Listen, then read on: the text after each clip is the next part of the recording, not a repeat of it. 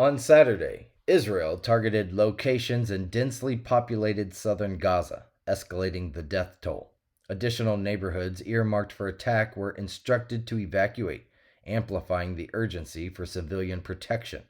The United States and other nations called on Israel to enhance efforts to safeguard non combatants, especially after a truce collapsed the day before. The possibility of renewed ceasefires in Gaza seemed dim, with Israel withdrawing its negotiators and Hamas's deputy leader stating that any further exchange of Gaza-held hostages for Palestinians imprisoned by Israel would only occur as part of a concluding the ongoing conflict. Quote, "We will continue the war until we achieve all its goals, and it's impossible to achieve those goals without the ground operation," Israeli Prime Minister Benjamin Netanyahu said in an address on Saturday night.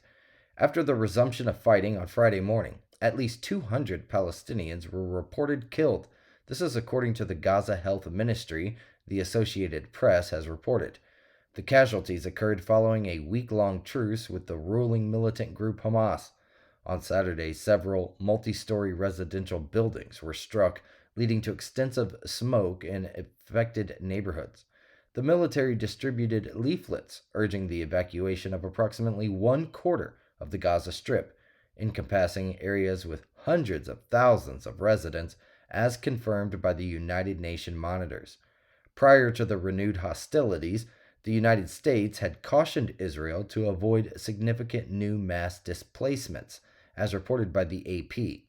In a separate update, the health ministry revealed that the overall death toll in Gaza since the war's commencement on October the 7th had risen to over 15,000, a substantial increase from the previous count of over 13,000 back on November 20th. The ministry does not distinguish between civilian and combatant casualties, but noted that 70% of the deceased were women and children. Additionally, more than 40,000 people were reported wounded since the conflict began.